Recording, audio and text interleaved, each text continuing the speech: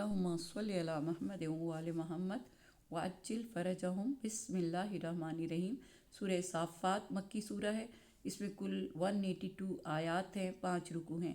तरतीब नज़ूली में इसका नंबर 56 और मौजूदा तरतीब में इसका नंबर 37 है। बिस्मिल्लाहिर्रहमानिर्रहीम। आज आयत नंबर 139 से लेकर 182 तक का तर्जुमा और तफसीर।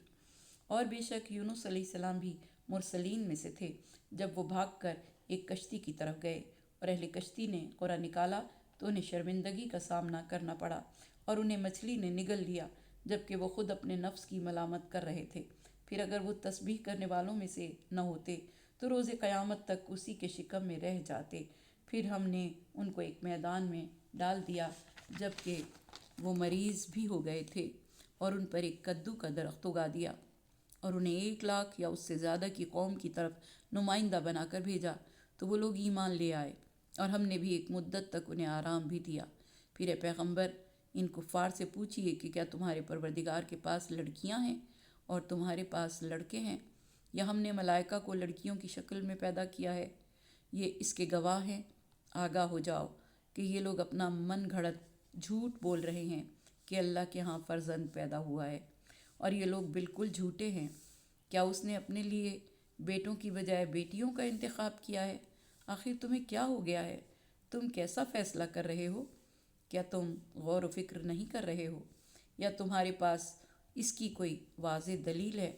तो अपनी किताब को ले आओ अगर तुम अपने दावे में सच्चे हो। और उन्होंने खुदा और जिन्नात के दरमियान भी रिश्ता करार दे दिया, हालांकि जिन्नात को मालूम है कि उन्हें भी खुदा की बारगाह में हाजिर किया जाएगा। खुदा उन सब के बयानात से बुलंद बरतर और पाको पाकीज़ा है, इलावा खुदा के नेक और मुखलिस बंदों के। फिर तुम और जिसकी तुम परस्तिश कर रहे हो सब मिलकर भी उसके ख़िलाफ़ किसी को बहका नहीं सकते हो, और हम में से हर एक के लिए एक मकाम मुअय्यन है, और हम उसकी बारगाह में सफ़ बस्ता खड़े होने वाले हैं, और हम उसकी तस्बीह करने वाले हैं। अगरचे ये लोग यही कहा करते थे कि अगर हमारे पास भी पहले वालों का तज़किरा होता तो हम भी अल्लाह के नेक और मुखलिस बंदे होते। तो फिर इन लोगों ने कुफ्र इख्तियार कर लिया तो अनकरीब उन्हें इसका अंजाम मालूम हो जाएगा, और हमारे पैगंबर बंदों से हमारी बात पहले ही तय हो चुकी है कि उनकी मदद बहरहाल की जाएगी, और हमारा लश्कर बहरहाल गालिब आने वाला है। लिहाजा आप थोड़े दिनों के लिए उनसे मुँह फेर लें और उनको देखते रहें। अनकरीब ये खुद अपने अंजाम को देख लेंगे। क्या ये हमारे आज़ाब के बारे में जल्दी कर रहे हैं? तो जब वो आज़ाब उनके आंगन में नाजिल हो जाएगा तो वो डराई जाने वाली कौम की बदतरीन सुबह होगी, और आप थोड़े दिनों के लिए इनसे मुँह फेर लें और देखते रहें। अनकरीब ये खुद देख लेंगे। आपका परवरदिगार जो मालिक इज़्ज़त भी है, इनके बयानात से पाक व पाकीज़ा है, और हमारा सलाम तमाम मुरसलीन पर है, और हमारी तारीफ़ उस अल्लाह के लिए है जो आलमीन का परवरदिगार है। इस सूरे में परवरदिगार दो आलम ने तमाम उलुल अज़्म अंबिया का ज़िक्र किया। हज़रत नूह अलैहिस्सलाम का ज़िक्र, हज़रत इब्राहीम अलैहिस्सलाम का ज़िक्र, हज़रत इस्माईल अलैहिस्सलाम, हज़रत मूसा, हज़रत हारून अलैहिस्सलाम का ज़िक्र, हज़रत लूत अलैहिस्सलाम और उनकी कौम का ज़िक्र, और अब हज़रत यूनुस अलैहिस्सलाम का ज़िक्र है। हज़रत यूनुस अलैहिस्सलाम अल्लाह के उलुल अज़्म अंबिया में थे, और इरशाद रब्बुल इज़्ज़त हो रहा है आयत नंबर 139 में, और यूनुस हमारे रसूलों में से था। वो वक्त याद करो जब वो कश्ती की तरफ निकल गया और उनके साथ कुरा डाला और वो मगलूब हो गया। एक बहुत बड़ी मछली ने उसे निगल लिया। इस हालत में वो अपने आप को मलामत करने वालों में से थे। अगर वो तस्बीह करने वालों में से न होता तो क़यामत तक मछली के पेट में रहते। उसे एक खुश्क ज़मीन में जो घास और सब्ज़े से खाली थी फेंक दिया, इस हालत में कि वो बीमार थे, और हमने कद्दू की बेल उस पर उगा दी, और हमने उसे 1 लाख अफराद या उससे ज़्यादा जमीयत की तरफ भेजा तो वो ईमान ले आए, और हमने उन्हें एक मुद्दत मालूम तक ज़िंदगी की नेमात से बहरामंद किया। आयत नंबर 148। हज़रत यूनुस अलैहिस्सलाम का ज़िक्र परवरदिगार दो आलम ने इस सूरत में किया, और कुरान पाक में और कई मकामात पर भी हज़रत यूनुस अलैहिस्सलाम का ज़िक्र आया। हज़रत इमाम जाफ़र सादिक़ अलैहिस्सलाम ने फरमाया کہ کسی قوم پر آیا ہوا عذاب رد نہیں ہوا سوائے قوم یونس کے، کہ حضرت یونس علیہ السلام اپنی قوم کو اللہ کی طرف دعوت دیتے تھے اور وہ ان کا انکار کرتے تھے۔ تب حضرت یونس علیہ السلام نے بد دعا کا ارادہ کیا۔ آپ کی قوم میں آپ پر ایمان لانے والے فقط 2 بندے تھے، ایک عابد تھا اور دوسرا عالم تھا۔ ایک کا نام ملیخہ تھا اور دوسرے کا نام روبیل۔ عابد حضرت یونس علیہ السلام کو اکثر مشورہ دیتا کہ آپ اس قوم کے لیے بد دعا کریں، کیونکہ قوم مسلسل حضرت یونس علیہ السلام کو اذیت اور تکلیف دیتی تھی، جبکہ عالم آپ سے اپیل کرتا اور روکتا کہ ان کے خلاف بد دعا نہ کریں۔ جب اہل شہر کی تکذیب حد سے زیادہ بڑھی تو حضرت یونس علیہ السلام نے اللہ سے عذاب کی درخواست کی۔ اللہ نے فرمایا، تمہاری بد دعا قبول کی جاتی ہے اور فلاں مہینے کی فلاں تاریخ کو اس قوم پر عذاب نازل ہوگا۔ آپ نے اہل شہر کو عذاب کی آمد سے مطلع کیا۔ اہل شہر نے آپ کا مذاق اڑایا۔ آپ اپنے شاگردوں سے کہنے لگے کہ اس شہر کو چھوڑ دینا چاہیے کیونکہ اس قوم پر عذاب آنے والا ہے۔ عابد نے کہا کہ آپ درست فرماتے ہیں، اب یہ شہر ہمارے رہنے کے قابل نہیں ہے۔ لیکن آپ کے عالم شاگرد نے عرض کیا کہ آپ نے جلد بازی کی ہے، میں اسی شہر میں رہوں گا، ہم خدا سے استغفار کریں گے، ممکن ہے کہ اللہ تعالیٰ کو ہم پر ترس آ جائے اور وہ آئے ہوئے عذاب کو دور کر دے۔ حضرت یونس علیہ السلام عابد کے ساتھ شہر سے باہر چلے گئے۔ جب وہ وعدہ شدہ وقت قریب آیا تو عذاب نازل ہونا شروع ہوا۔ اس عالم نے عذاب کے آثار کو دیکھا تو اپنی قوم والوں سے کہا کہ اے میری قوم، اللہ کی بارگاہ میں ڈرتے ہوئے واپس آ جاؤ، شاید وہ تم پر رحم کرے اور تم سے عذاب کو ٹال دے۔ اس عالم نے کہا کہ سب جمع ہو جاؤ، اپنے گھروں سے نکل جاؤ، عورتوں اور بچوں میں جدائی ڈال دو کہ بچے اپنی ماؤں کے فراق میں روئیں اور مائیں اپنے بچوں کے فراق میں روئیں۔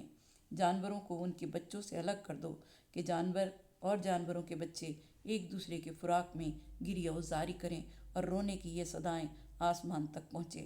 پھر گریہ کرو، اس کو پکارو۔ انہوں نے ایسا ہی کیا جیسا اس عالم نے کہا تھا۔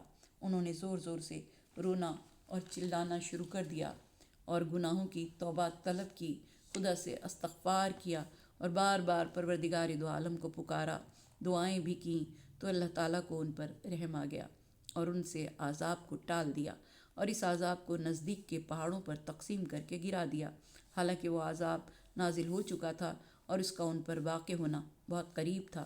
دوسرے دن جناب یونس علیہ السلام اور وہ عابد واپس آئے تاکہ دیکھیں کہ قوم والے کیسے ہلاک ہوئے ہیں، تو انہوں نے دیکھا کہ کسان کھیتوں میں ہل چلا رہے ہیں۔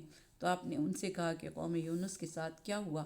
یہ وہ لوگ تھے جو حضرت یونس علیہ السلام کو نہیں پہچانتے تھے۔ انہوں نے کہا حضرت یونس علیہ السلام نے اپنی قوم کے لیے بد دعا کی اور اللہ نے قبول کر لی اور اپنا عذاب نازل کیا۔ سب قوم والے جمع ہوئے، مل کر خوب روئے، دعائیں کیں تو اللہ کو ان پر رحم آ گیا اور اس نے ان کے عذاب کو ٹال دیا۔ اب قوم والے حضرت یونس علیہ السلام کو تلاش کر رہے ہیں تاکہ وہ ان پر ایمان لائیں اور ان کی اتباع کریں۔ یہ سن کر حضرت یونس علیہ السلام وہیں سے مڑ گئے اور ساحل سمندر پر چلے گئے۔ اس وقت ایک بھری ہوئی کشتی روانگی کے لیے تیار تھی۔ حضرت یونس علیہ السلام بھی اس کشتی میں سوار ہو گئے۔ کشتی روانہ ہو گئی۔ جب وہ وسط سمندر میں پہنچی تو ایک بڑی مچھلی نے اسے روک لیا۔ جب جناب یونس علیہ السلام نے مچھلی کو کشتی کے آگے دیکھا تو آپ پچھلے حصے میں چلے گئے۔ مچھلی بھی پچھلے حصے کی جانب آ گئی اور اس نے اپنا منہ کھولا۔ کشتی والوں نے کہا، ہمارے درمیان کوئی ہے جو اپنے آقا و مولا کا گناہ گار ہے۔ انہوں نے قرآن اندازی کی تو قرآن جناب یونس علیہ السلام کا نکلا۔ انہوں نے آپ کو سمندر میں پھینک دیا، مچھلی ان کو نگل کر سمندر میں چلی گئی۔ امیر المومنین مولا کائنات علیہ السلام سے ایک یہودی نے سوال کیا کہ وہ کون سا قید خانہ ہے جو اپنے قیدی کو لے کر سمندر میں گردش کرتا رہا؟ آپ نے فرمایا، وہ قید خانہ مچھلی تھی اور وہ قیدی حضرت یونس علیہ السلام تھے۔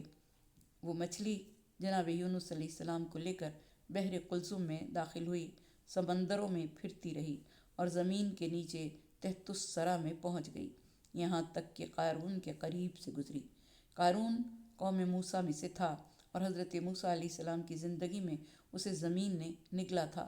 اللہ نے اس پر ایک فرشتے کو موکل بنا رکھا تھا جو اس کو ہر روز ایک انسان کے قد کے برابر زمین میں مزید نیچے لے جاتا تھا۔ حضرت یونس علیہ السلام مچھلی کے پیٹ میں تھے اور وہ مچھلی کے پیٹ میں ہی اللہ تعالیٰ کی تسبیح اور اپنے لیے استغفار کر رہے تھے۔ قارون نے ان کی آواز کو سنا تو اس فرشتے سے کہا جو اس پر موکل تھا کہ مجھے اجازت دو کہ میں ایک آدمی کی آواز سن رہا ہوں۔ اللہ نے اس فرشتے کو وحی فرمائی کہ اس کو اجازت دے دو۔ قارون نے آپ سے پوچھا کہ تم کون ہو؟ تو آپ نے فرمایا کہ میں گناہ گار خطا کار یونس بن متی ہوں۔ پھر قارون نے پوچھا اے یونس بتاؤ وہ بڑی ہیبت و غصے والے حضرت موسیٰ علیہ السلام کا کیا بنا؟ جناب یونس علیہ السلام نے کہا کہ وہ اس دنیا سے رخصت ہو گئے اور فوت ہو گئے۔ قارون نے پوچھا رحم دل ہارون کا کیا ہوا؟ کہا وہ بھی دنیا سے چلے گئے۔ قارون نے پوچھا اس کلثوم بنت عمران کا کیا بنا جس کی میرے ساتھ نسبت طے تھی؟ جناب یونس علیہ السلام نے کہا کہ وہ مر چکی ہے۔ قارون نے کہا ہائے افسوس آل عمران پر۔ اس کے بعد اللہ تعالیٰ کو قارون پر رحم آیا۔ اس کے موکل فرشتے کو وحی کی کہ اب اس سے عذاب اٹھا لے، اب وہ قیامت تک یہیں رہے گا۔ مچھلی کے شکم میں 3 تاریکیوں میں، ایک مچھلی کے پیٹ کی تاریکی، دوسری رات کی تاریکی اور تیسری سمندر کی تاریکی۔ حضرت یونس علیہ السلام مسلسل یہ تسبیح کرتے رہے، لا الہ الا انت سبحانک انی کنت من الظالمین۔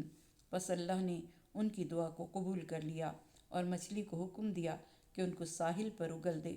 مچھلی نے آپ کو ساحل پر اگل دیا۔ آپ کی حالت یہ تھی کہ آپ کی جلد ختم ہو چکی تھی، گوشت بھی ختم ہو گیا تھا۔ اللہ تعالیٰ نے کدو کی ایک بیل کو ان کے قریب اگا دیا جس نے آپ پر سایہ کر کے دھوپ سے محفوظ کر دیا۔ کچھ عرصے بعد اس بیل کو حکم دیا تو وہ سوکھ گئی۔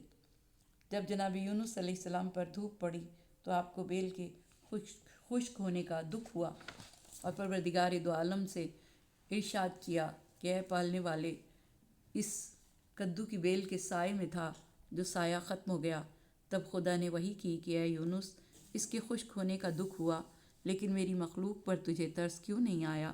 تو جناب یونس علیہ السلام نے عرض کیا کہ خدایا مجھے معاف فرما، میں تیرے عفو کا طلبگار ہوں۔ اللہ نے ان کا بدن واپس کیا۔ آپ اپنی قوم کے پاس واپس آئے۔ قوم والے آپ پر ایمان لائے۔ خدا نے فرمایا کوئی ایسا قریہ نہیں جو ایمان لایا ہو اور ان کا ایمان ان کے لیے اتنا فائدہ مند ہوا ہو سوائے قوم یونس علیہ السلام کے۔ جب وہ ایمان لائے تو ہم نے ان سے عذاب ٹال دیا اور پھر دنیا کی زندگی کا سامان ایک مدت تک انہیں دیا۔ اس بستی کا نام نینوا تھا۔ حضرت یونس علیہ السلام اپنی بستی کی طرف بڑھے تو آپ نے ایک چرواہے کو دیکھا تو اس سے کہا کہ تم نینوا میں جا کر وہاں کے لوگوں سے کہو کہ یونس نبی واپس آ گئے ہیں۔ تو اس چرواہے نے کہا کہ تم مذاق کر رہے ہو۔ حضرت یونس علیہ السلام تو سمندر میں ڈوب گئے۔ جناب یونس علیہ السلام نے کہا کہ تیری یہ بکری گواہی دے گی کہ میں یونس نبی ہوں، تو پھر تو قبول کرے گا؟ تب بکری بولی کہ یہ یونس نبی ہیں۔ یہ سن کر چرواہا قوم کے پاس واپس آیا اور قوم کو خبر دی۔ قوم والوں نے اس کو پکڑ لیا اور مارنے لگے۔ تو اس نے کہا کہ جو میں بیان کر رہا ہوں اس پر دلیل ہے؟ ان لوگوں نے کہا کہ دلیل پیش کرو، کون ہے جو گواہی دے گا؟ اس نے کہا میری یہ بکری گواہی دے گی۔ بکری نے گواہی دی کہ یہ سچا ہے۔ وہ سب لوگ آپ کے استقبال کے لیے نکلے، آپ کو عزت و احترام کے ساتھ لائے اور آپ پر ایمان لائے۔